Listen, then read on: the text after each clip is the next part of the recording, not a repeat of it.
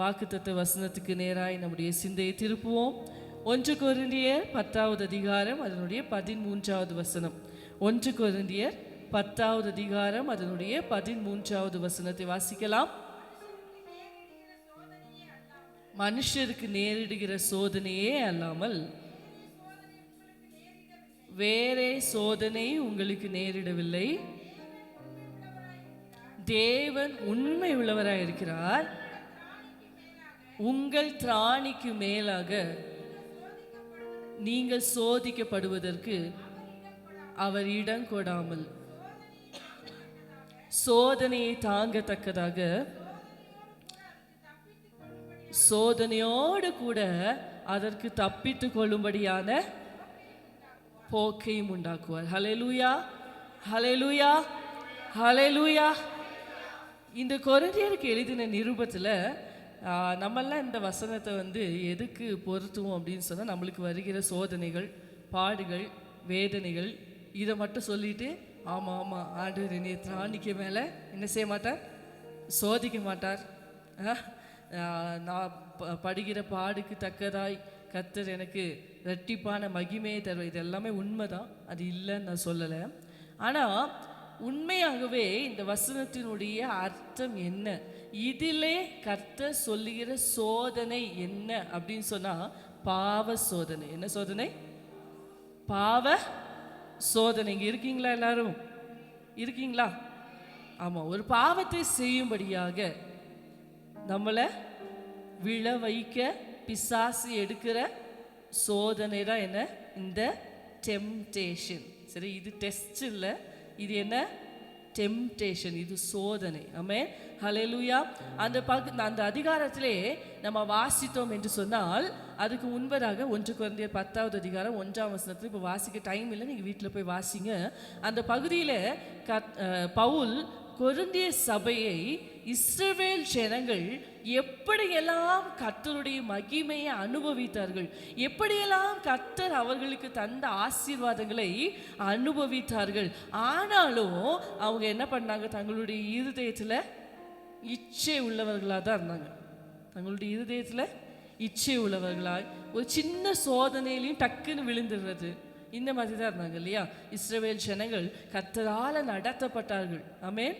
மேக ஸ்தம்பத்தினாலும் அக்கினி ஸ்தம்பத்தினாலும் நடத்தப்பட்டார்கள். வழியில் எல்லாம் கர்த்தர் அவர்களோடு கூடவே இருந்தார். வானத்திலிருந்து தூதர்களின் அப்பத்தை என்ன செஞ்சாங்க? சாப்பிட்டாங்க. ஆனாலும் இஸ்ரவேல் ஜனங்கள் அடிக்கடியாக விக்கிரக ஆராதனையிலையும் விபச்சார பாவத்திலையும் முறுமுறுப்புலையும் கலகம் பண்ணுகிறவர்களாகவும் அவிசுவாசிகளாகவும் இருந்து கொண்டே இருந்ததை பவுல் இந்த இடத்துல சுட்டி காண்பித்து விட்டு, அந்த 12வது வசனத்தில் நம்ம போன வாரமே நம்ம வாசிச்சோம் இல்லையா? நிற்கிறேன் என்று சொல்லுகிறவன் விழாதிருக்கும்படி எச்சரிக்கையாக இருக்க கடவன் அப்படின்னு சொல்லிவிட்டு தான் இந்த வசனத்தை சொல்லுகிறார். அப்படி ஆனால் பவுல் என்ன சொல்ல வருகிறார் என்றால், பாருங்க, அப்படிப்பட்ட கர்த்தரால் நடத்தப்பட்ட இஸ்ரவேல் ஜனங்களே விழுந்து போனது நிச்சயமானா, நீங்களும் நான்லாம் நின்றுவேன் அப்படின்னு சொல்லி நினைக்காத. அப்படி ஒரு ஆவிக்குரிய பெருமை உனக்குள்ள வந்துருச்சுனாலே நீ என்ன செஞ்சிருவ? விழுந்துருவேன். ஏன் அப்படின்னு சொன்னால், இந்த கொரிந்து சபைக்கு பவுல் இதை சொல்லுகிறதற்கு ஒரு காரணம் உண்டு. என்ன அப்படின்னு சொன்னால், அந்த 9ஆம் அதிகாரம் அதுக்கு முந்தின அதிகாரங்கள் எல்லாம் நம்ம வாசிச்சுட்டே வந்தோம் அப்படின்னு சொன்னால் அதனுடைய காரணம் நமக்கு புரியும். அந்த காலத்தில் இருந்த அந்த கொரிந்து பட்டணம், அகாயா அப்படிங்கிற ஒரு பெரிய நாட்டில் இருந்த ஒரு பட்டணம் தான் என்ன? இந்த கொரிந்து பட்டணம். சரியா? இந்த கொரிந்து பட்டணம் ரொம்ப பெயர் பெற்று, ரொம்ப பெயர் பிரஸ்தாபம் பெற்ற ஒரு நகரமாக அந்த நாட்களிலே காணப்பட்டது. எதுக்கு அப்படின்னு சொன்னால், இந்த கொரிந்து பட்டணத்தில் தான் வியாபாரம் நடக்கும். என்ன நடக்கும்? வியாபாரம் நடக்கும். பல நாடுகளிலிருந்தும் பல துறைமுகங்களை இணைக்கிற ஒரு இடமாக இந்த கொரிந்து பட்டணம் இருந்துச்சு. அதனால வியாபாரம் செழிக்கிற இடம். என்ன நடக்கும் அப்படின்னு சொன்னால், இந்த வியாபாரம் எவ்வளவுக்கு எவ்வளவு செழிக்கிறதோ அவ்வளவுக்கு அவ்வளவு கொரிந்து அப்படிங்கிற அந்த பேருடைய மீனிங்கே என்ன அப்படின்னு சொன்னால், விபச்சாரம் பண்ணுவது. என்னது? விபச்சாரம் பண்ணுறார். அப்படி சொன்னால், இந்த வியாபாரம் செழிக்க செழிக்க, பணம் செழிக்க செழிக்க செழிக்க அந்த பட்டணத்தில் விபச்சார பாவம் ரொம்ப பயங்கரமா அந்த பட்டணத்தை ஆட்டி படைத்து கொண்டே இருந்தது. அது அவங்களுக்கு நார்மல். எப்படி? அது அவங்களுக்கு தப்பாவே தெரியாது. ஏன் அப்படின்னு சொன்னா இது அவங்களுடைய வாழ்க்கை முறை. இந்த கொரிந்து பட்டணத்தினுடைய வாழ்க்கை முறையில ஒண்ணு என்னது? இந்த விபச்சார பாவம். இன்னொன்று என்ன அப்படின்னு சொன்னா இவங்களுடைய தெய்வங்கள், இவங்களுடைய இப்போ நம்ம ஆண்டவரை ஆராதிக்கிறோம் இல்லையா? நான் வெள்ளிக்கிழமை கூட சொன்னேன், நம்ம ஆண்டவர் நம்மளை ரொம்ப அழுத்துகிற ஒரு காரியம் என்ன? எதுக்கு நேரா நம்மளை ஆண்டவர் ரொம்ப உந்தி தள்ளுகிறார்? பரிசுத்தம். ஆமே. வராதவங்க ஆன்சர் பண்றாங்க, இதுதான் கொடுமை. பரிசுத்தத்துக்கு நேரா நம்மளை உந்தி தள்ளுகிறார். ஆமே. ஹல்லேலூயா. அப்போ நம்ம ஆராதிக்கிற இந்த ஜீவனுள்ள தேவனிடம் நம்ம நெருங்க நெருங்க நெருங்க நெருங்க நமக்குள்ளே பரிசுத்தம் தானா வரும். கர்த்தரை ஆராதிக்கிற யாரும், கர்த்தரை சேவிக்கிற யாரும், கர்த்தரை தெய்வமாய் கொண்ட எந்த ஜனமும் அசுத்தத்துக்கு நேரா என்ன செய்ய முடியாது? போகவே முடியாது. நம்ம கர்த்தரிடத்துல நெருங்க நெருங்க நெருங்க அவர் பரிசுத்தராய் இருக்கிறது போல நாமும் பரிசுத்தமாய் மாற்றப்படுகிறது உறுதி. சரியா? ஆனா இந்த கொரிந்து பட்டணத்தினுடைய தெய்வங்களும் சரி, இந்த கொரிந்து பட்டணத்தினுடைய தெய்வ வழிபாடு முறைகளும் சரி, எல்லாமே இந்த விபச்சாரத்துக்கு நேராக அவங்களை என்ன செய்யும்? நடத்தும். புரியுதா? அவங்க தெய்வமான பேர் மறந்து அந்த அந்த அந்த அந்த தெய்வத்துக்கிட்ட போயிட்டு அடுத்ததா அவங்க போகிற இடம் என்னது? விபச்சாரம். இந்த ரெண்டும் அவங்களுக்கு ரொம்ப முக்கியம். அதே போல அவங்களுக்கு விளையாட்டு போட்டிகள் நீங்க கூட உங்களுக்கு ஞாபகம் இருக்கும், ஃபர்ஸ்டா ஒலிம்பிக் எங்க நடந்துச்சு? படிக்கிற பிள்ளைகளா? எங்க? கிரீக்குங்கிறது அவங்களுடைய மொழி. ஏதென்ஸ் ஞாபகம் இருக்கா? அந்த ஏதென்ஸ் பட்டணம், அத்தேனை பட்டணம் இருந்த இடம் எங்க? கொரிந்தில் உள்ள ஒரு இடம் தான் என்ன? இந்த அத்தேனை பட்டணம். சரியா? அப்போ இப்பதான் தியானாள், அந்த தியானா இருக்கால, டயானா காடஸ், அவளுடைய அந்த வழிபாட்டு முறையில ஒன்னே என்னது? விபச்சாரம். சரியா? அந்த தியானாளுடைய கோவில்ல குறைந்தது ஒரு 1000 பெண்களாவது என்ன செய்வாங்களா? இருப்பாங்களா? நம்ம நாட்டில் அந்த காலத்தில் தேவதாசிகள் இருந்தாங்கல்ல, அதே போல அந்த தியானாளுடைய கோயிலில் குறைந்தபட்சம் ஒரு 1000 பெண்களாவது என்ன செய்வாங்களாம்? இருப்பாங்களா? அவங்கள எதுக்கு யூஸ் பண்ணுவாங்க? விபச்சார பாவத்துக்கு அவங்கள யூஸ் பண்ணுவாங்க. ஸோ இந்த மாதிரிப்பட்ட இந்த கொரிந்து பட்டணம். இன்னொன்று அவங்களுக்கு ரொம்ப முக்கியம் என்ன சொன்னேன்? இந்த விளையாட்டு போட்டி. அதெல்லாம் இப்போ சொல்கிறதுக்கு ரொம்ப டைம் இல்லை. அது அவங்களுக்கு ரொம்ப முக்கியம். அது எந்த அளவுக்கு முக்கியங்கிறத நம்ம இன்னொரு நாள் நம்ம இடைப்பட்ட கூட்டங்களில் நம்ம அதை பார்க்கலாம். பாருங்க, இந்த விளையாட்டோடு சம்பந்தப்பட்டு அவங்களுக்கு ஜீயஸ் அப்படின்னு சொல்லி ஒரு கடவுளை அவங்க வச்சுருந்தாங்க. அது கடவுள் கிடையாது, அவங்க ஜீயஸ் அப்படின்னு சொல்லி ஒரு கடவுளை அந்த பட்டணத்தார் வைத்திருந்தார்கள். அதுக்கு என்ன செய்வாங்களா அப்படின்னு சொன்னால், அந்த ஒலிம்பிக் விளையாட்டு போட்டிகள் நடக்கும்போது 1000 காளைகளை இந்த ஜீயஸுக்கு பலியிடுவாங்க. என்ன செய்வாங்க? இதை நீங்கள் நல்லா விளங்கிக்கிட்டாரா உங்களுக்கு இந்த சத்தியம் புரியும். அதனால தான் நான் உங்களுக்கு சொல்கிறேன். 1000 காளைகளை இந்த ஜீயஸுக்கு பலியிட்டு அதை அப்புறம் என்ன செய்வாங்க? விருந்து பண்ணி அந்த கொரிந்து பட்டணத்துக்கு வருகிற எல்லாரும் என்ன செய்யலாம்? சாப்பிடலாம். அந்த மாதிரி. அப்போ இந்த கொரிந்து பட்டணத்தில் இருந்த சபையில் உள்ள விசுவாசிகள் கர்த்தரை ஏற்றுக்கொண்ட பின்னரும், கர்த்தரை ஏற்றுக்கொண்ட சபையில விசுவாசிகள் ஆன பின்னரும் என்ன செய்யறாங்க? அந்த பந்தியில போய் சாப்பிட்டு அங்க போய் பங்கெடுத்து கொள்றது. கேட்டா என்ன சொல்லுவாங்க அப்படி சொன்னா, அது ஒரு தெய்வமே இல்லை, விக்கிரகெல்லாம் ஒரு பொருட்டே இல்லை, நான் அங்கே போய் சாப்பிட்டாலும் எனக்கு ஒன்றும் ஆக போறது இல்லை, சாப்பிடலனாலும் எனக்கு ஒன்றும் ஆக போறது இல்லை, இப்படி சொல்லி தங்களை தாங்களே நியாயப்படுத்துவாங்களாம். ஆனா சில படிப்பறிவு இல்லாத விசுவாசிகள் அந்த கொரிந்து சபையில இருந்தாங்க. அவங்களால இதை என்ன செய்ய முடியல? ஏற்றுக்கொள்ள முடியல. நீங்கள் நல்லா வாசிச்சிங்க அப்படி சொன்னால் இது உங்களுக்கு புரியும். இனி நீங்கள் வீட்டில் போய் இந்த கோணத்தில் நீங்கள் வாசித்து பார்த்தீங்கன்னா உங்களுக்கு அது புரியும். அப்போது கல்லாதவர்களுக்கு இதை என்ன செய்ய முடியல? இதை ஏற்றுக்கொள்ள முடியும். இது எப்படி நியாயப்படுத்த முடியும்? நம்ம தான் அதை விட்டுட்டு தானே இங்கே வந்தோம், மறுபடியும் இவங்க அங்கே போய் அவங்களுக்கு சரிசமமாக இந்த ரொம்ப மேதாவிகள் மாதிரி பேசிட்டு இருந்தாங்கல்ல, இவங்கெல்லாம் எதுக்காக அந்த பலியில போய் பங்கெடுத்தாங்க அப்படின்னு சொன்னா, கொரிந்து பட்டணத்தார் கிறிஸ்தவர்களை ஏற்றுக்கொள்ளலை. ஏன் அப்படின்னு சொன்னா, நான் சொன்னேன்ல, விபச்சாரம் அவங்களுக்கு ஒரு பொருட்டா இல்லை, அது ரொம்ப நார்மல். ஆனா இயேசுவை ஏற்றுக்கொண்ட விசுவாசிகள் விபச்சார பாவத்துக்கு என்ன செய்ய மாட்டாங்க, போக மாட்டாங்க. அதை அவங்களால அக்செப்ட் பண்ணவே முடியல, அதை அவங்களால ஏற்றுக்கொள்ளவே முடியல. எப்படி அது எப்படி இப்படிலாம் செய்யாமல் இருக்க முடியும்? இவங்க என்ன ஒரு மாதிரி தங்களை தனிமைப்படுத்துகிறாங்களே, ஒரு வித்தியாசமானவங்களாக இருக்கிறாங்களே அப்படின்னு சொல்லி இவங்களால எல்லாத்தையுமே என்ன செய்ய முடியல, இதெல்லாம் ஏற்றுக்கொள்ளவே முடியல. அதனால நாங்களும் உங்களை மாதிரி தான் அப்படின்னு காட்டிக்கொள்றதுக்காக இவங்க என்ன செய்கிறாங்க, இந்த பலிகளில் போய் என்ன செய்கிறாங்க, இந்த விருந்தில் போய் பங்கெடுக்கிறாங்க இந்த விசுவாசிகள். இப்போ பவுல் இதை குறித்து தான் இங்க சொல்ல வர, நீங்களும் அவிசுவாசிகளும் ஒன்று கிடையாது. கொரிந்தியர்ல தான் நம்ம இது எல்லாமே பார்க்குறோம்ல, அவிசுவாசிக்கும் விசுவாசிக்கும் சம்பந்தம் ஏது, ஒளிக்கும் இருளுக்கும் சம்பந்தம் ஏது, இதெல்லாம் பார்க்குறோம்ல. இது எல்லாவற்றையும் பவுல் சொல்லுகிறதற்கு காரணம், பவுல் இந்த கொரிந்து சபையை இந்த மாதிரிப்பட்ட காரியங்களில் இருந்து பிரித்தெடுக்க வேண்டிய ஒரு பெரிய கட்டாயம், ஒரு பெரிய சேலஞ்ச் அவர் முன்பதாக இருந்தது. சரியா? இந்த வசனத்துல 4 காரியங்களை நீங்கள் கவனிக்க வேண்டும். முதலாவதாக, you are not facing a unique temptation. அதாவது பிசாசு நிறைய நேரங்களில் நம்ம செய்கிற பாவங்களை நியாயப்படுத்தும்படியா நமக்குள்ள விதைக்கிற ஒரு விதை என்ன தெரியுமா? நீ மட்டுமா செய்யற, நீ மட்டுமா செய்யற, நீ மட்டுமா இதுலாம் இந்த மாதிரிப்பட்ட பாவத்தில் இருக்க பாரு, உன்னை போலவே எல்லாரும் என்ன செய்யறாங்க, எல்லாரும் சோதிக்கப்படுறாங்க பாத்தியா, எல்லாருமே பாவம் பண்றாங்க பாத்தியா, நீ மட்டும் கிடையாது, நீ மட்டும் கிடையாது அப்படின்னு சொல்லுவான். இல்லைன்னா எப்படி தான் சொல்லுவான், நீ போற பாதையில போனாதான் அவங்களுக்கு அது புரியும். எப்படி நம்ம இப்படிதான் நியாயப்படுத்துவோம் நிறைய விஷயங்களை, நான் போற பாதையில நீங்க போனாதான் உங்களுக்கு புரியும் சொல்லுவோம்ல. அதுதான் பவுல் இங்க அழகா சொல்றாரு, you are not facing a unique temptation. மற்றவங்க போகாத சூழ்நிலையிலையோ இல்ல மற்றவர்கள் போகாத ஒரு பாதையிலையோ நீங்க என்ன செய்யல, போகல. you are facing the same problem.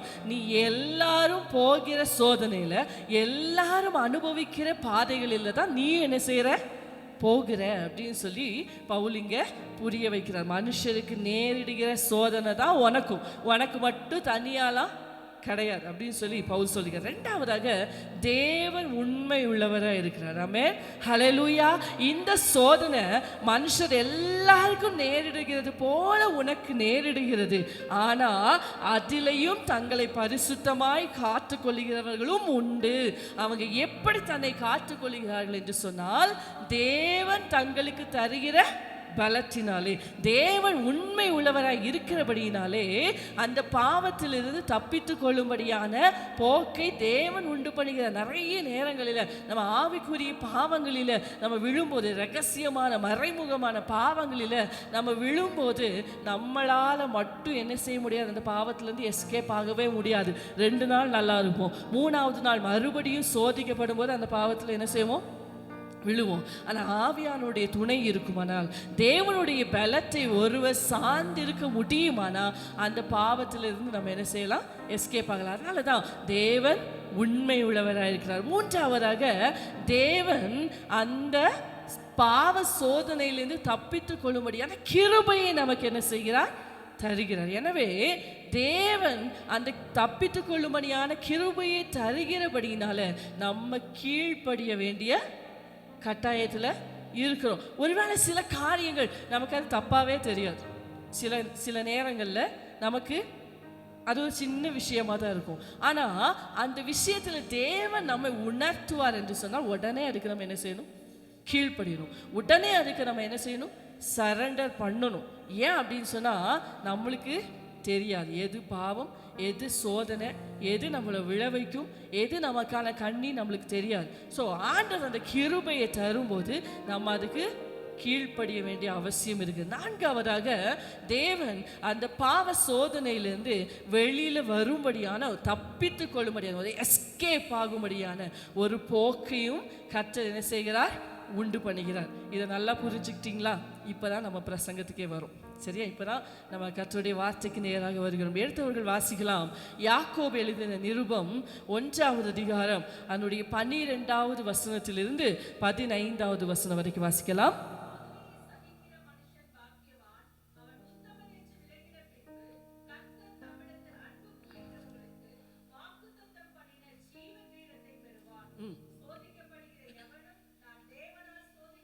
இங்கே யாக்கோபு என்ன சொல்லுகிறார்? சோதிக்கப்படுகிற எவனும் நான் தேவனால் சோதிக்கப்படுகிறேன். எப்படி பாருங்க, எப்படி நம்ம நியாயப்படுத்துறோம்? ஆமா, ஆண்டவர் என்ன சோதிக்கிறார், ஆண்டவர் என்ன டெஸ்ட் பண்றார். யாக்கோபு என்ன சொல்கிறாருக்கு ஆன்சர்? சொல்லானாக. அடுத்த வசனம், தேவன் பொல்லாங்கினால், தமிழ்ல டிரான்ஸ்லேஷன் கொஞ்சம் மாறுது, பொல்லாங்கினால் சோதிக்கிறவர் அல்ல. ஆமென், ஹல்லேலூயா. யாருமே நான் பாவத்தை செய்கிறதுக்கு, நான் இந்த காரியத்தை செய்கிறதுக்கு, தேவனுக்கு பிரியமில்லாத விஷயத்தை செய்கிறதுக்கு ஆண்டவர் தான் என்னை சோதிச்சார்னு ஒருத்தனை என்ன செய்யக்கூடாது, சொல்லவே கூடாது. ஆமென், ஹல்லேலூயா. பக்கத்தில் கை கொடுத்து சொல்லுங்க, ஒருவேளை ஒரு விஷயத்தில் உங்களுக்கு பாவம் செய்யும்படியான சூழ்நிலை வருது. அவங்க பக்கத்தில் ஆளே இல்லையா? இருக்கா இல்லையா? ஒருவேளை பாவம் செய்யும்படியான சூழ்நிலை வருதா? ஜாக்கிரதையா இருங்க. அது தேவனிடத்திலிருந்து வரல, அதுக்கு வேற ஒரு ஆள் இருக்கான். சகோதரர்கள்ல என்ன ஒருத்தருக்கு ஒருத்தர் விரோதமா? அப்படியா? விடவே மாட்டேன். சபைக்குள்ள ஒருவனை வேணுமே, கையை கொடுங்க கையை கொடுங்க. ஆமா, சேர்ந்து உட்கார்ந்துக்கோங்க. ஆமா, சொல்லுங்க, கை கொடுத்து. நான் கவனிக்கல, சாரி உங்களை. சொல்லுங்க பார்க்கலாம். உங்க பக்கத்துல கை கொடுத்து சொல்லுங்க, நீங்க ஒருவேளை ஏதாவது பாவத்துல விழும்படியான சோதனை வருதா? ஏதாவது சோதனை வருதா? நியாயப்படுத்தாதீங்க, அது தேவனால வரல. ஜாக்கிரதையா இருங்க. அது இன்னொருத்தனால வருது, அது பிசாசுனால வருது. ஏன்னா பிசாசு தான் பாவ சோதனையை கொண்டு வருவான். ஹல்லேலூயா. வாசிங்க சிஸ்டர். அடுத்து,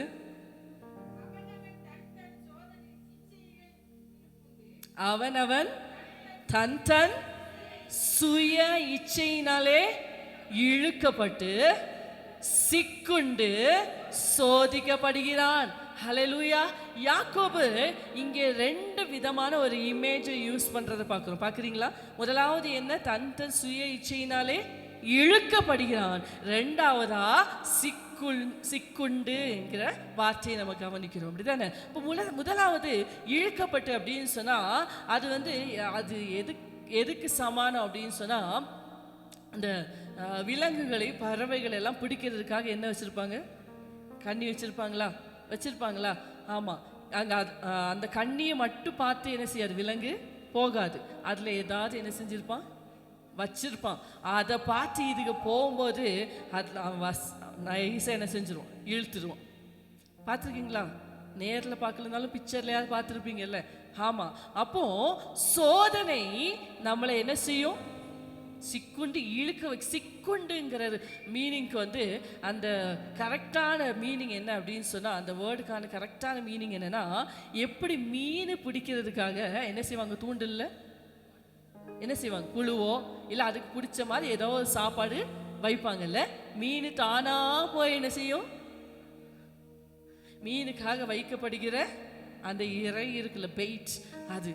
ஆமென், ஹல்லேலூயா. நான் உங்களுக்கு நல்லா புரிஞ்சுக்கோங்க, எல்லா டெம்ப்டேஷனும் எல்லா சோதனையும் அட்ராக்டிவாக தான் இருக்கும். எல்லா சோதனையும் கவர்ச்சிகரமாக இருக்கும். ஆமென், ஹல்லேலூயா. கீட்டியனை பார்த்து முடிச்சிட்டிங்களா எல்லாரும்? வார்த்தைக்கு நேராக வரலாமா? சரி, கூட்டம் முடிச்சதுக்கப்புறம் நல்லா தூக்கி கொஞ்சுங்க, சரியா? சரி, இப்போ பாருங்க, சிக்குண்டு இழுக்கப்பட்டு சோதனை. ஆமா, நான் என்ன சொன்னேன்? ஓகே, சோதனை எல்லாமே எப்படிதான் இருக்கும்? பயங்கர கவர்ச்சிகரமா இருக்கும். ஏன்னா கவர்ச்சியா இல்லைன்னா நம்ம என்ன செய்ய மாட்டோம், விழமாட்டோம்ல. ஸோ பிசாசுக்கு நல்லா தெரியும் இவனை எப்படி விழ வைக்கணும், நல்லாவே தெரியும். ஸோ ஒரு கவர்ச்சியை கொடுத்து நம்மளை அந்த சோதனையில் விழ வைக்கிறதுல தி நம்பர் ஒன் யாரு? பிசாஸ். பெஸ்ட். அழகாக ஒரு வசனம் இருக்குல்ல, நீதிமொழிகள் 23:31 நினைக்கிறேன். வாசிங்க, நீதிமொழிகள் 23:31. நீதிமொழிகள் எங்க இருக்கு? 23:31. மதுபானம் எப்படி இருக்குமா? இரத்த வர்ணமா இருந்து பாத்திரத்தில் பளபளப்பாய் தோன்றும் போது நீ அத என்ன சொன்னாரு? தயவு செய்து பார்க்காதப்பா, நீ பார்த்தாலே விழுந்துருவ. அதனால தயவு செய்து என்ன செய்ய? நிறைய பேருக்கு ரொம்ப ஓவர் கான்ஃபிடன்ஸ். நான் அங்க போவேன், ஆனா அதை செய்ய மாட்டேன். ஆண்டவர் என்ன சொன்னாரு? எப்பா, உன்னைய பத்தி எனக்கு தெரியும், உன்னைய பத்தி எனக்கு தயவு செய்து பார்த்துடவே செஞ்சிடாத. ஆமே, ஹல்லேலூயா. மதுபானம் பாத்திரத்தில் பளபளப்பாய் தோன்றும், பாராதே பாராதே மெல்ல மெல்ல இறங்கிடும், விரியனை போல் தீண்டும், பாம்பை போல கடிக்கும், விரியனை போல் தீண்டும், பாம்பை போல கடிக்கும். யாருக்கு வேதனை, யாருக்கு துக்கம், யாருக்கு சண்டைகள், ஐயா யாருக்கு சண்டைகள், யாருக்கு புலம்பல், யாருக்கு காயம், யாருக்கு சிவந்த கண்கள், அம்மா யாருக்கு சிவந்த கண்கள். மதுபானம் இருக்கும் இடத்தில் தங்கி வாழ்பவர்க்கே கலப்புள்ள சாராயத்தை நாடும் மாந்தருக்கே. ஆமே, ஆமே. மதுபானம் பாத்திரத்துல ரொம்ப அழகா இருக்கும். அதுவும் பார்த்தீங்களா, தண்ணி இப்போ பாருங்க, அக்வாஃபினா, கின்லே, இந்த பாட்டில்லாம் இருக்கிறது பாருங்க. மதுபானம் வைக்கப்பட்டிருக்கிற பாட்டில்ஸை பாருங்க. அந்த பாட்டிலை பார்த்தாலே என்னன்னு தோணும்? வாங்கிடணும்னு தோணும். பார்த்துருக்கீங்களா? இப்போ அது விஷம். விஷத்தை என்ன செய்யறோம்? நல்ல சூப்பரான பாட்டில்.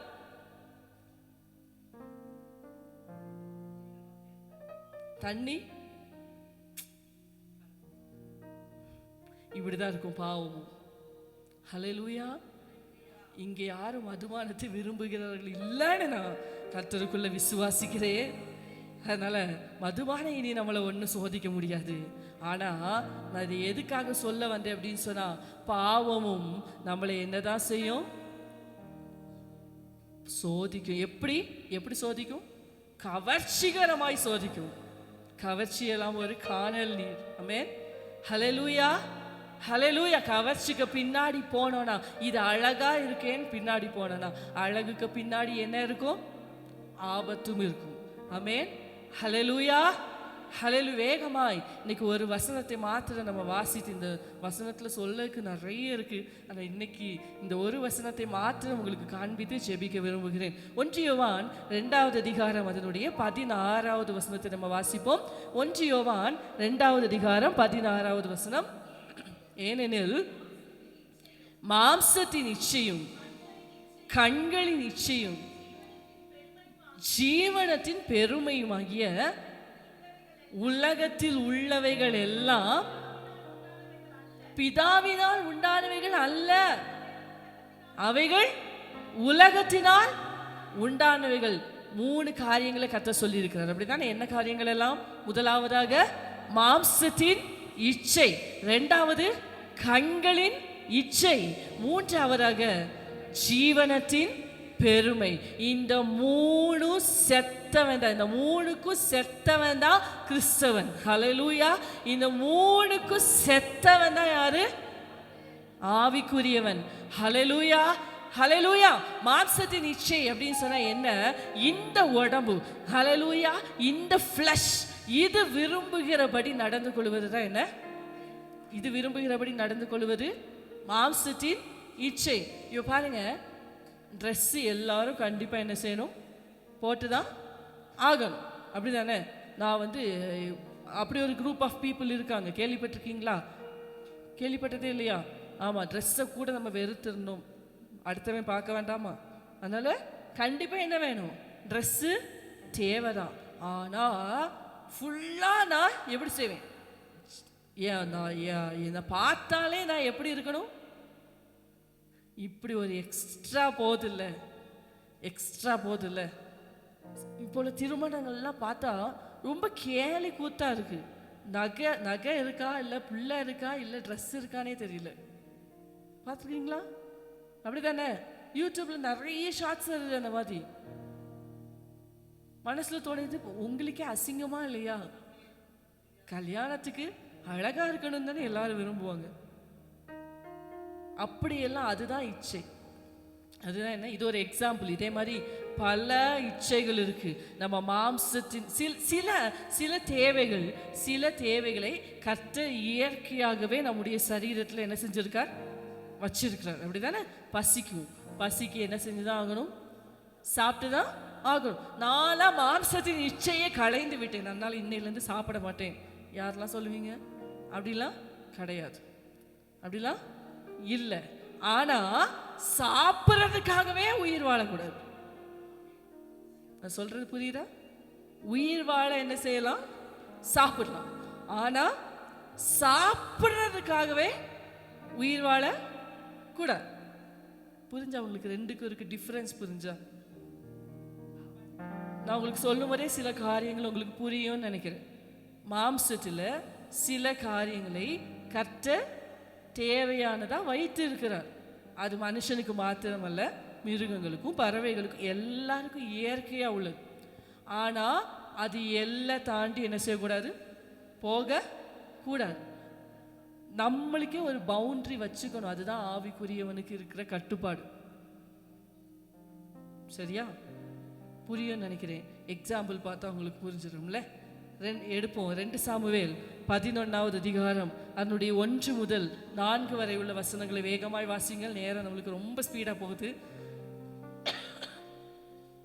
சரி, நீங்க எடுக்கிறக்குள்ளான்னு நானே சொல்லிடுறேன். அங்க ஒரு காரியம் நடக்கிறது. தாவீது ஒரு நாள் ராஜாக்கள் யுத்தத்துக்கு போகும்போது, தாவீது எங்க போனோம்?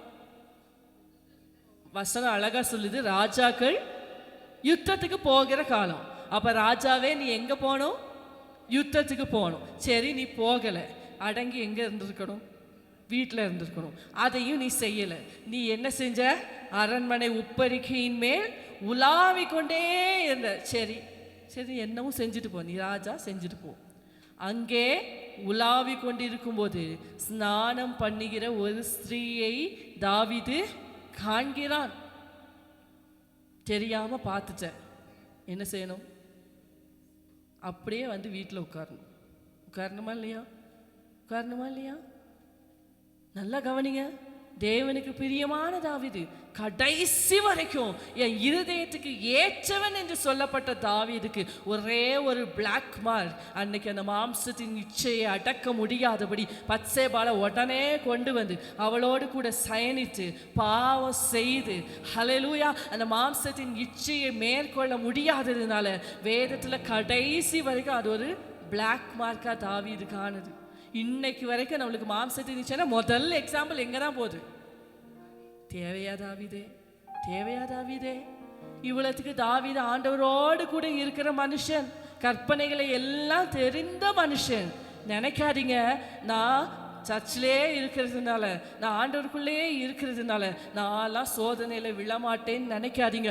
ஒவ்வொரு நாள் காலையில் எழும்பும் போதும், ஆண்டவரே இன்னைக்கு எனக்கு நேராய் வருகிற பாவ சோதனைகளை மேற்கொள்ளுகிற ஒரு கிருபை எனக்கு தாங்கன்னு கேளுங்க. அந்த கிருபை இல்லாதபடிக்கு தங்களுடைய அபிஷேகத்தை இழந்து போனவர்கள் நிறைய பேர். ஆமென். 2வது ஏசாவை பார்க்கிறோம். வாசிக்க நேரம் இல்லை. ஆதியாகமம் 25வது அதிகாரம் 29 முதல் 34 வரைக்கும் ஏசா வேட்டையாடி கொண்டு களைத்து வருகிற போது யாக்கோபு தன்னுடைய வீட்டிலே என்ன கூழ் சமைத்து கொண்டு இருக்கிறான். ஆமென், ஹல்லேலூயா. ஏசாவே, உனக்கு கிடைச்ச அந்த சேஷ்ட புத்திரபாக சொத்து உரிமை எப்படி? தம்பியை விட அவனுக்கு எவ்வளோ சொத்து இருந்தாலும் அதில் 2 பாகம் அதிகமாக கொடுக்கணும். ஆமென், ஹல்லேலூயா. அந்த சொத்து உரிமையை ஒரே ஒரு நேரம் இந்த ஏசா சூப்பராக சமைப்பான். தெரியுமா? கடைசியை ஈசாக்கு சமைச்சிட்டு கொண்டு போனால, ஏசாக்கே சமைக்க தெரியும். ஒரு கஞ்ச காய்ச்சி ஒரு 10 நிமிஷம் பசியை அடக்க முடியாததுனால, ஹல்லேலூயா, அவனுடைய சேஷ்ட புத்திர பாகத்தை அலட்சியம் பண்ணினதுனால, ஹல்லேலூயா, நிறைய பேருக்கு ஒரு 10 நிமிஷம் மாம்ச இச்சை, ஒரு 10 நிமிஷம் பசியை அடக்க முடியாததுனால, எவ்வளோ பெரிய வாக்குத்தத்தம், எவ்வளோ பெரிய ஆசீர்வாதத்தை இழந்து போனவர்கள் உண்டு தெரியுமா? நிறைய ஊழியக்காரங்க இந்த லிஸ்ட்ல உண்டு, நிறைய விசுவாசிகள் இந்த லிஸ்ட்ல உண்டு. அவங்களை எவ்வளோ பெரிய தரிசனத்தோட, எவ்வளோ பெரிய வாக்குத்தத்தத்தோட கர்த்தர் அழைத்திருந்தா தெரியுமா? ஆனால் அந்த 10 நிமிஷம் தவற விட்டதுனால. ஆமென், ஹல்லேலூயா, ஹல்லேலூயா. சோதனை வராதுன்னு நான் சொல்லலை, ஆனால் நல்லா ஞாபகம் வச்சுக்கோங்க, உங்களுக்கு வந்த அதே சோதனையை உங்கள் பாதையிலேருந்து மேற்கொண்ட பலர் உண்டு. ஆமென், ஹல்லேலூயா. நான் அந்த வாலிப பிள்ளைகளுக்கு சொல்லுவேன், ஏதாவது ஒன்று பார்க்கணும். அது இல்லாமல் இந்த போதெல்லாம் யூஸ் பண்ணுவாங்கல்ல, அந்த பிள்ளைகளை கூப்பிட்டு கேட்டால் சொல்லுவாங்க, அடுத்த நாள் அந்த நேரத்தில் அதை யூஸ் பண்ணலன்னா கையெல்லாம் என்ன செய்யும், நடுங்க ஆரம்பிக்கும். சில பாயிண்ட் அடிக்ஷனில் தேவையற்ற படங்களை பார்த்து இருக்கிறவங்களுக்கு அது பார்க்கலனாலே என்ன ஆயிரும்.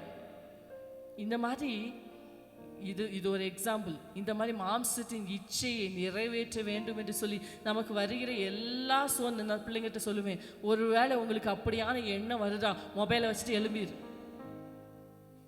இல்லை நான் அப்படியே உட்கார்ந்து ஜெபித்து கொண்டே நான் மேற்கொள்வேன் நினைக்காத, முடியாது.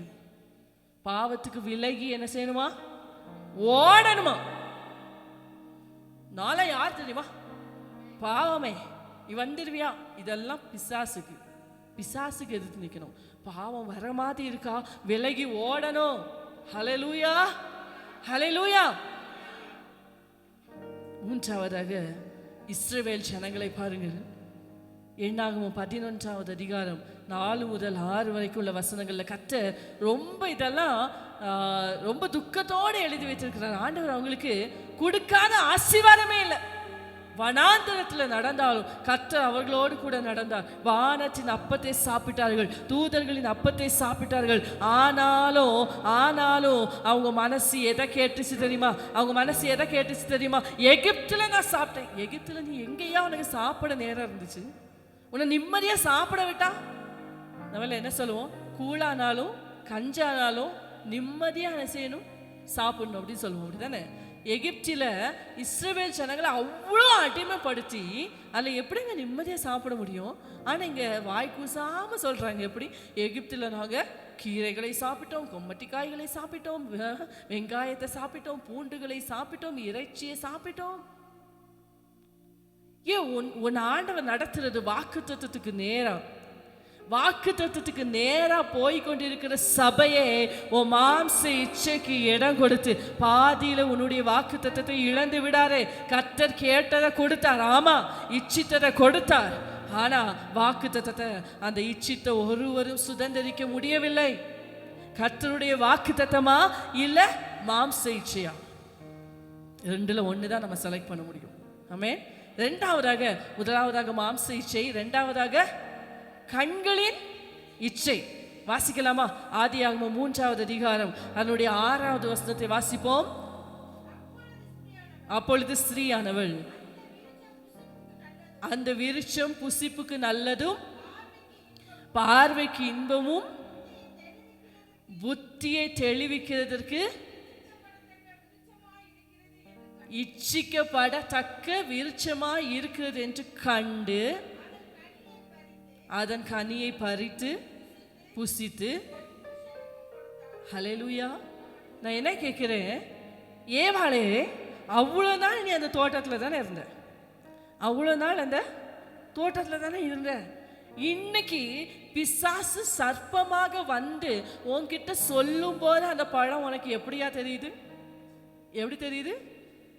இதை விட சூப்பரான பழம் இந்த உலகத்திலேயே கிடையாது. ஆமே ஆமே. பிசாசு அப்படிதான் கொண்டு வருவான். அவ்வளோ நாள் ஏவாளுக்கு அந்த பழம் இச்சிக்கப்படத்தக்கதாய் அவளுக்கு என்ன செய்யல தெரியல. ஆனா பிசாசு வந்து பேசும்போது, சர்ப்பம் வந்து பேசும்போது அது எப்படி தெரியுது? கண்களுக்கு இச்சிக்கப்படத்தக்கதாய் அவள் கண்டு, பார்வைக்கு நல்லது, புசிப்புக்கு பார்வைக்கு அழகு, புசிப்புக்கு நல்லது. இல்ல எப்போ?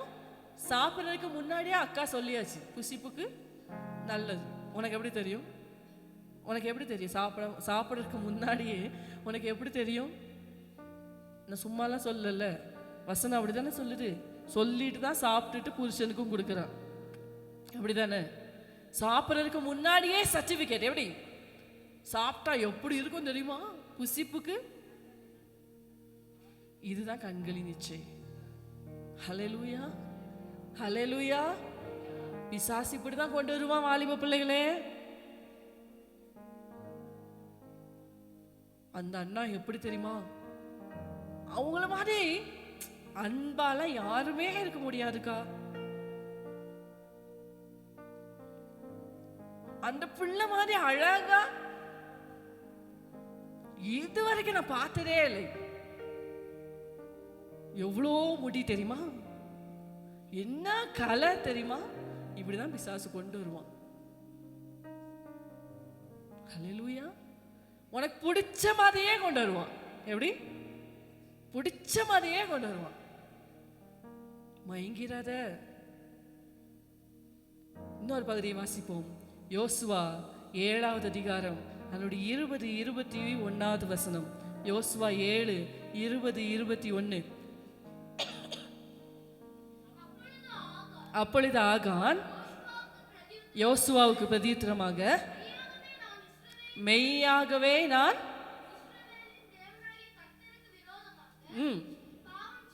எப்படி செய்தேன்? அடுத்து இன்னின்ன பிரகாரமாக செய்தேன். இதெல்லாம் கொள்ளையிலே நேர்த்தியான ஒரு பாபிலோனிய சால்வையும் 200 வெள்ளிக்காசுகளையும் பழத்தையும் நான் கண்டு அவைகளை இச்சித்து எடுத்துக்கொண்டேன். நான் கேட்குற சபையை, நீ பார்க்கறது தப்பு இல்லை, நீ பார்க்கறது தப்பு இல்லை. ஆனால் அது அடுத்த ஸ்டெப்புக்கு போதில்ல. அடுத்து நம்ம யாக்கோபு வாசித்த பகுதி அப்படியே வச்சுக்கோங்க.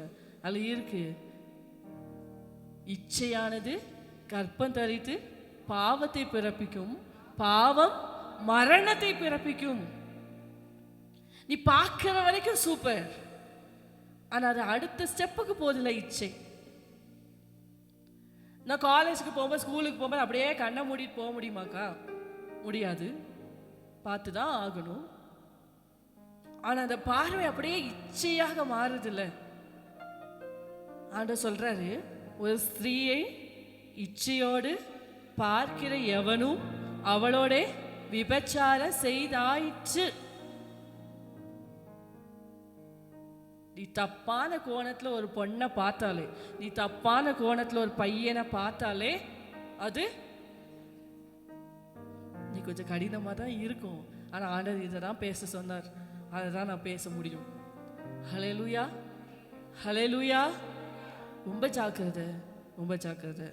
அவகான் சொல்றான், நான் இச்சித்து, ஆண்டவர் சொன்னாரு, ஏன் அது சாபத்தீடான பட்டணம், அது சபிக்கப்பட்ட பட்டணம். உனக்கு அதில் இருக்க ஒரு பொருளுமே நீ என்ன செய்யக்கூடாது, எடுக்கவே கூடாது. எல்லாமே அக்கினியால சுட்டு எரிச்சிடணும். அது ரொம்ப சபிக்கப்பட்ட பட்டணம் அப்படின்னு ஆண்டவர் சொன்னா, இவர் சைடு கேப்பில் போய், வா என்ன சூப்பராக இருக்கு இந்த ஷால், எடுத்துட்டாரு பாபிலோனிய சால்வை. அப்புறம் வெள்ளிக்காசு கொஞ்சம், ஒரு பொன் பாலம். இதெல்லாம் பார்த்த உடனே இத போய் இருக்கிறதா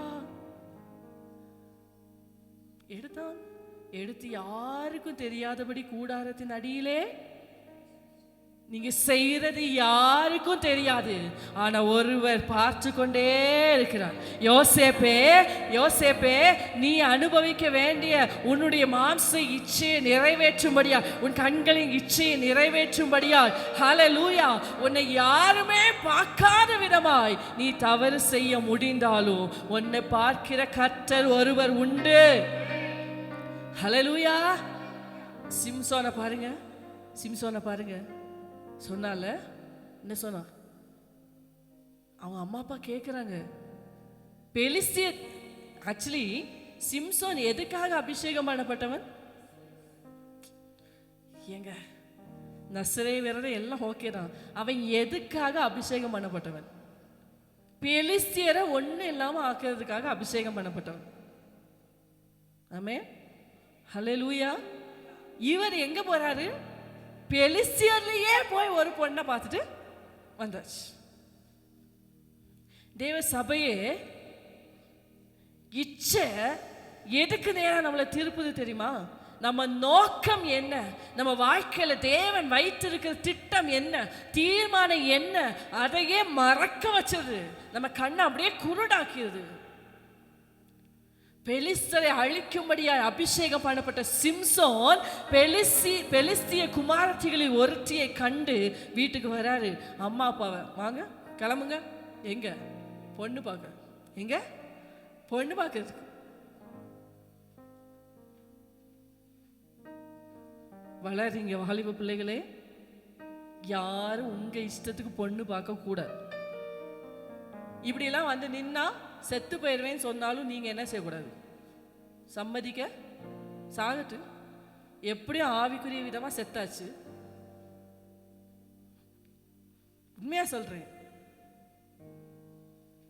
நல்ல லைஃப் வாழல.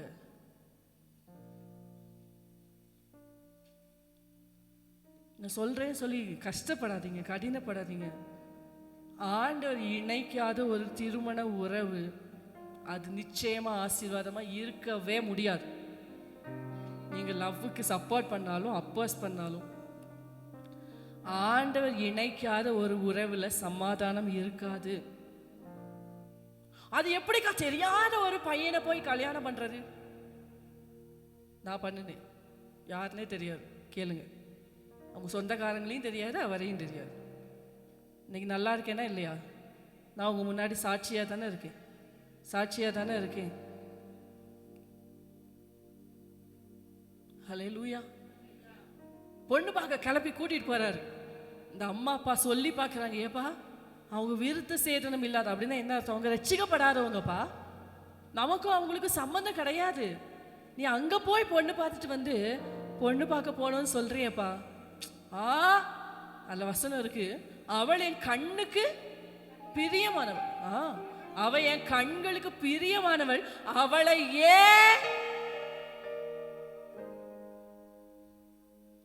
இன்னைக்கு நிறைய வாலிப பிள்ளைகள் இப்படிதான் நிக்குது.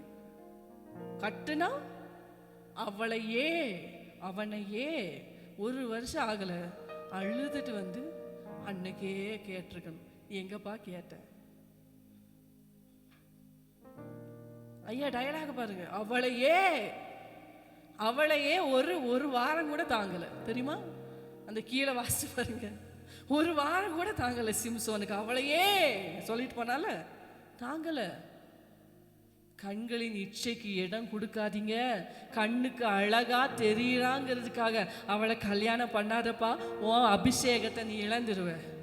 ஆமென், ஹல்லேலூயா, ஹல்லேலூயா. ஏன் அப்படின்னா வெளியில பார்க்கறதுக்கு எல்லாம் பளபளப்பா தான் இருக்கும். இந்த ஆப்பிள்லாம் வாங்கியிருக்கீங்களா? எத்தனை பேர் கண்டுபிடிப்பீங்க வெளியில பார்த்து இந்த ஆப்பிள் வந்து உள்ள கருப்பா இருக்கும்? கண்டுபிடிச்சிருக்கீங்களா? எல்லா ஆப்பிளும் ஷைன் பண்ணும், வெளியில பார்க்கறதுக்கு எல்லாம் சூப்பரா தான் இருக்கும். ஆனா உள்ள எப்படி இருக்குன்னு வெட்டி பார்த்தாதான். ஆனா வாழ்க்கையில அப்படி பண்றதுக்கு சான்ஸ் இல்லைல்ல, பண்ண முடியாதுல்ல. என்னை கேட்குற வாலிப பிள்ளைகளே, ரொம்ப ஜாக்கிரதையா இருங்க உங்களுடைய எதிர்காலத்தை குறித்து. கர்த்தரால வருகிற ஆசீர்வாதம் தான் ஐஸ்வர்யத்தை தரும், அதனோட வேதனையை கூட்டார். ஹல்லேலூயா. கர்த்தருடைய சித்தமானா நம்ம ஒண்ணுமே இல்லாதவனை கூட கல்யாணம் பண்ணலாம். கர்த்தர் ஆசீர்வதிப்பார், நீ முன்னேறுவ. இன்னைக்கு நிறைய பெற்றோர் இந்த தவறை செய்யறாங்க. தேவ சித்தமா இல்லையான்னு பார்க்காம, அவர் ரொம்ப பணக்கார், 2 கார் எதுக்கு ஏத்தி கொள்ளவா? எத்தனை பிள்ளைங்க வந்து அழுதுட்டு நிக்கிறாங்க, வாழ்க்கையை அழிச்சிட்டு. உங்கள் பிள்ளைக்கு பொண்ணு பார்க்கறதுக்கு முன்னாடி, உங்கள் பிள்ளைக்கு பையன் பார்க்கறதுக்கு முன்னாடி ஆண்ட சமூகத்தில் முழங்கால் போடுங்க. இப்போவே செபிங்க உங்கள் பிள்ளைகளுக்காக. என் பிள்ளை 9ஆம் கிளாஸ் தான் படிக்குது, பரவாயில்ல, ஜெபி. ஹல்லேலூயா. ஈசாக்குக்கான பெண் எப்போ உருவானா தெரியும்ல உங்களுக்கு, தான் சொல்லியிருக்கேன். இன்னொரு பொண்ணை கர்த்தர் ஆயத்தம் பண்ணிலாம் கொண்டு வர மாட்டார். உங்க பையனுக்கு உங்களுக்கு உங்க பையனுக்கான பொண்ணை ஏற்கனவே கர்த்தர் ஆயத்தம் பண்ணி வச்சிருப்பார். உங்க பிள்ளைக்கான பையனை கர்த்தர் ஏற்கனவே ஆயத்தம். ஆனா அது யாருங்கிறத நீங்க தெரிஞ்சுக்கணும். அதுக்காக போய் நீங்க அலைய வேண்டிய அவசியம் இல்லை. கர்த்தர் அழகாக கொண்டு வருவார். ஹல்லேலூயா, ஹல்லேலூயா. யாரெல்லாம் இது ஆண்டோடைய சித்தம் தானே 100% சந்தேகமே இல்லாம திருமணம் பண்றாங்களோ, அந்த திருமண வாழ்க்கை எவ்வளவு ஆசீர்வாதமா இருந்திருக்கு தெரியுமா? ஆமா, இவங்கெல்லாம் லவ்வுக்கு அகேன்ஸ்ட் இப்படிதான் பேசுவாங்க அப்படின்னு யோசிக்காதீங்க. தயவு செய்து உங்களை கெஞ்சி கேட்குறேன், ஆண்டோடைய சித்தமா இல்லையா தெரிஞ்சுட்டு. உன் கண்ணுக்கு அழகா தான் இருப்பா, உன் கண்ணுக்கு பிரியமா தான் இருப்பா, ஆனா உன் அபிஷேகத்தை அழிச்சிருவா சிம்சோன். மூன்றாவதாக ஜீவனத்தின் பெருமை. நமக்கு தெரியும் நம்ம வாழ்க்கையை குறித்த பெருமை. நான்லாம் யார் தெரியுமா? நீ எல்லாம் யாருன்னு உனக்கே தெரியல, அப்புறம் எனக்கு ஏன் தெரியணும்? நிறைய விசுவாசிகள் பேசுற வார்த்தை, நான் யார் தெரியுமா? ஏன் உனக்கே தெரியல, எனக்கு ஏன் தெரியணும்? இந்த வார்த்தையே வரக்கூடாது. நான் நினைச்சேனா, நீ நினைக்கிறதுக்கு முன்னாடி ஆண்டவர் நினைச்சிருவார். ஆமென், ஹல்லேலூயா. நீ நினைச்ச எல்லாம் நடக்காதுப்பா. ஆண்டவர் என்ன நினைக்கிறாரோ அதான் நடக்கும். ஆமென். நான் நினைச்சேன்னா ஒன்னும் இல்லாம பண்ணிடுவேன். நீ ஒன்னும் பண்ண முடியாது. உன் ஆவி பிரியும், நீ உன் மண்ணுக்கு திரும்புவ. ஆமென், ஹல்லேலூயா. விசுவாசியோடைய வாழ்க்கையில் அந்த வார்த்தையே வரவே கூடாது. நான் நல்ல கிறிஸ்துவே, நான் நல்ல கிறிஸ்துவே. ஆமென். வாவ், சூப்பர் சிஸ்டர், எப்படி செஞ்சீங்க? அதெல்லாம் பார்த்தீங்கன்னா நான் சின்ன வயசுலேயே கிளாஸுக்கெல்லாம் போய் இதெல்லாம் படித்து ஏன் தேர எல்லாம் கிருபை. ஆமென். நேபுகாத் நேச்சர் சொன்னான்ல, எப்போ என்ன பிரம்மாண்டமா நானா கட்டுனே, ஏன் மகிமை பிரதாபத்துக்கு சொன்ன அடுத்த நிமிஷம் அவன் மனுஷனாவே இல்லை. ஹல்லேலூயா. ராஜா அவ்வளோ உயர்த்தி வச்சிருந்தான். ஆனா ஒரே ஒரு யூதன் தன்னை வணங்கலன்னு சொல்லி எவ்வளோ இருக்கணும் ஆமானுக்கு. ஒன்ன மாத்திரம் இல்லை, உன் குலமே இல்லாதபடிக்கு அழித்து விடுவேன். லாஸ்ட் யார் அழிஞ்சா? ஆமானும் அவன் பிள்ளைங்களும் தான். ஆமென், ஹல்லேலூயா. ஆமானுடைய சந்ததியே இல்லாமல் போச்சு. உசியான ஒரு ராஜா இருந்தானா, அதை வாசிக்கலாம்னு நினைச்சேன், இப்ப டைம் இல்லை. உசியான ஒரு ராஜா இருந்தானா பாருங்க. ராஜாக்களுடைய வேலை தூபம் காட்டுவது அல்ல. அவன் நல்லதான் இருந்தான். அவனுடைய பிகினிங் பார்த்தீங்கன்னா ரொம்ப சூப்பரா இருக்கும். சிலருக்கு இப்படிதான், ஆண்டவருக்குள்ள ரொம்ப நல்லா இருப்பாங்க, நல்லதான் ஆரம்பிப்பாங்க, பாதியில என்ன ஆகும்னே தெரியாது. ஒரு 2 பேரை ஓட்டிட்டாங்கன்னு வைங்களேன், ஒரு 2 பேருக்கு தீர்க்க தரிசனம் சொல்லிட்டாங்கன்னு வைங்களேன், அவ்வளவுதான் முடிஞ்சு. உசியா இப்படிதான். ஆண்டவருக்கு பிரியமா நடந்தா ஆண்டவர் அவனுக்கு எல்லா பக்கத்திலும் ஜெயத்தை கொடுத்தார், செல்வத்தை கொடுத்தார். அவன் ரொம்ப சூப்பரா ஆன உடனே கூடவே ஒன்று வளர்ந்துச்சு, அதுதான் மனமேட்டிமை. ஹல்லேலூயா. இப்போ உன் வேலை என்னதோ அதை பார்த்துட்டு தானே உட்காரணும். சர்ச்சுக்குள்ள போயாச்சு. அந்த காலத்தில் அப்படி போக முடியாது, உங்களுக்கு தெரியும் இல்லையா? ஆலயத்துக்குள்ள போய் நான் தூபம் காட்டுவேன். ஆசாரியர்கள் வந்து தடுக்கிறாங்க, ராஜாவே ப்ளீஸ், நீங்க நல்ல ராஜா, உங்களுக்கு இது நல்ல காரியம் இல்லை, உங்களுக்கு தண்டனை வந்துடும் ராஜா, ப்ளீஸ் நீங்க போயிருங்கன்னு சொல்லி அவ்வளோ தடுத்த பிறகும் நீ யார் என்னைய சொல்ல? போய் தூபம் காட்ட போய் நின்னா அந்த நிமிஷமே, அந்த செகண்டே அவனுடைய நெற்றியில குஷ்டரோகம் வந்தது. வெண்மையான குஷ்டரோகம் வந்தது. அந்த காலத்துல குஷ்டரோகம்னாலே அவங்க சபிக்கப்பட்டவங்க, பாளையத்துக்கு புறம்பா இருக்கணும். வசனம் சொல்லுது, அவன் தன்னுடைய மரண நாள் மட்டும் குஷ்டரோகியா இருந்து பாளையத்துக்கு புறம்பே இருந்தான். வீட்டுல கூட உட்கார முடியல. அவன் செத்த பிறகு கூட அவனை ராஜாக்களுடைய கல்லறையில் அடக்கம் பண்ணல, அவனுடைய சொந்த நிலத்துல அவன் அடக்கம் பண்ணினாங்க. என்னை கேட்கிற தேவ சபையே, மாம்சத்தின் இச்சை வேணாம், கண்களின் இச்சை வேணாம், ஜீவனத்தின் பெருமை வேண்டாம். இன்னைக்கு எல்லாமே நெகட்டிவ் கேரக்டர்ஸ் பார்த்தோம்.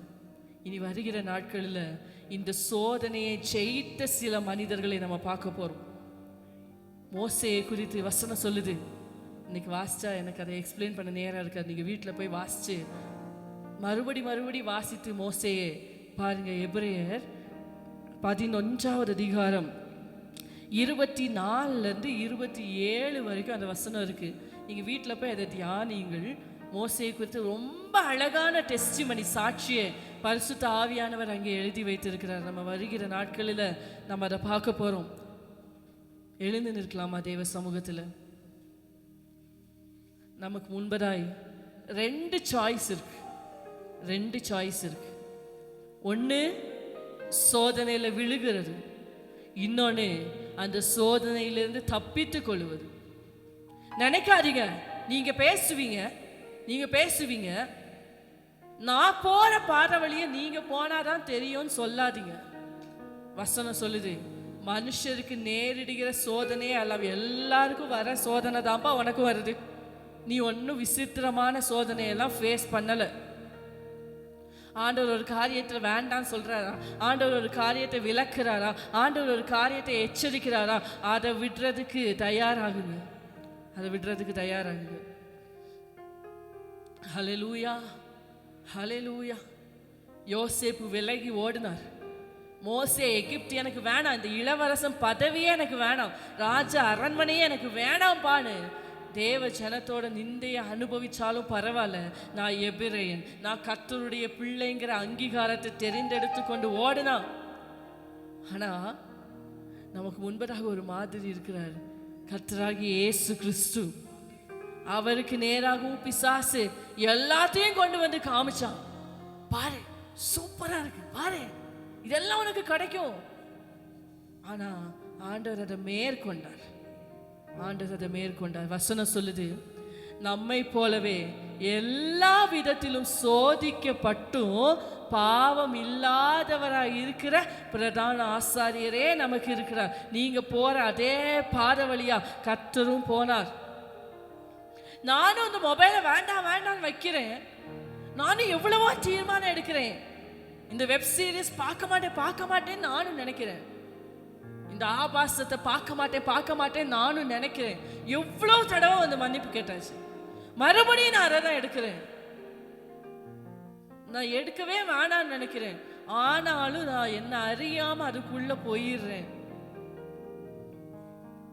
நம்மளை போலவே எல்லா சோதனையும் ஏசப்பாவுக்கும் வந்துச்சு. எப்படி ஒரு மனுஷனால இது கூட இல்லாம இருக்க முடியும் அப்படின்னு பிசாசு நியாயப்படுத்துவான். சில பாவங்களை இது கூட இல்லாம எப்படி இருக்க முடியும், இதெல்லாம் தப்பா, இது கடவுள் தானே இயற்கையா கொடுத்தது. இப்படி எல்லாம் பேசி பிசாசு நம்மளை சோதனையில விழ வைக்க பல வகைகளில போராடுவான். ஆனா உங்க வாலிபத்தை பரிசுத்தமாய் காத்துக்கொள்ளுங்க. உங்க விவாகம் மஞ்சத்தை அசுசிப்படுத்தாது இருப்பீர்களாக. விவாகம் யாவருக்குள்ளும் கனம் உள்ளது. உங்க ஒய்ஃப்க்கு, உங்க ஹஸ்பண்ட்க்கு உண்மையா இருக்கணும். உங்களை கல்யாணம் பண்ண போற உங்க பேருக்கு நீங்க உண்மையா இருக்கணும்.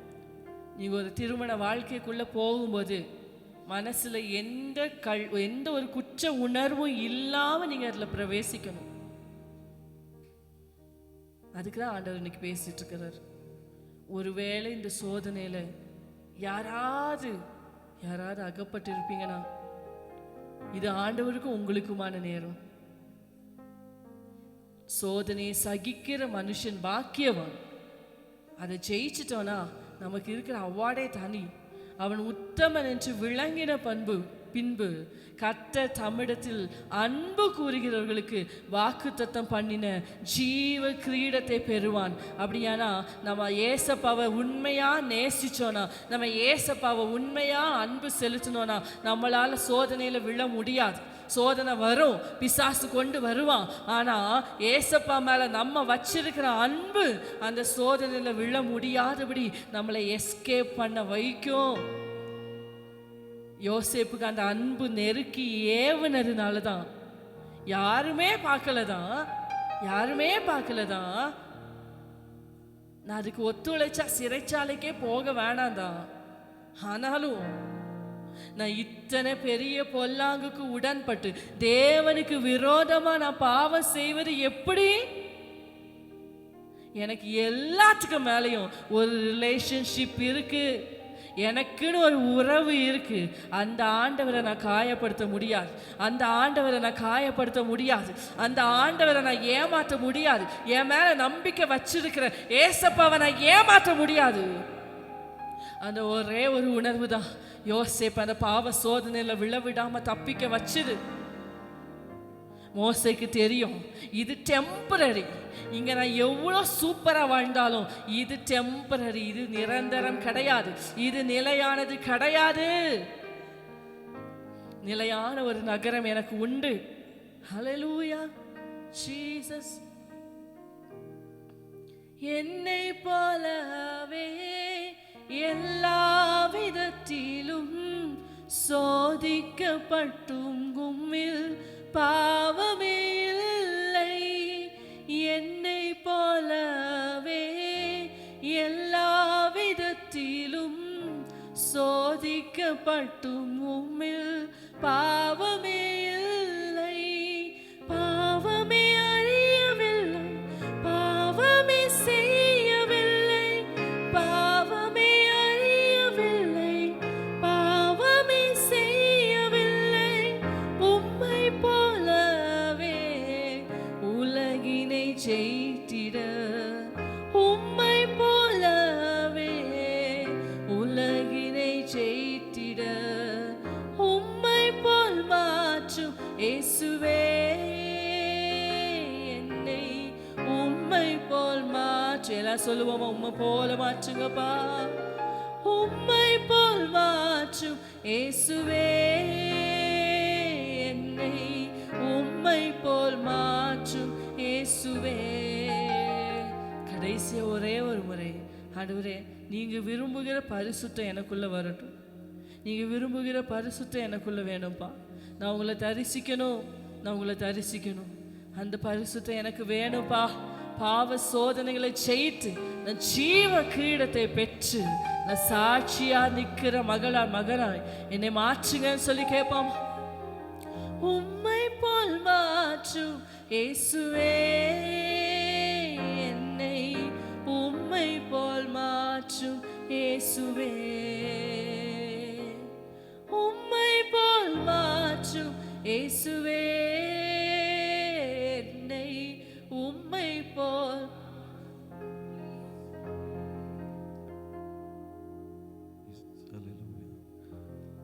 ஆமென் ஜீசஸ். ஆண்டவர்ட்ட அப்படியே ஒரு வார்த்தை சொல்லுங்க. ஒருவேளை நம்ம விழுந்திருக்கலாம், ஒருவேளை நம்மளாலே கண்களின் இச்சையில், மாம்சத்தின் இச்சையில், ஜீவனத்தின் பெருமையில் நம்ம விழுந்திருக்கலாம்.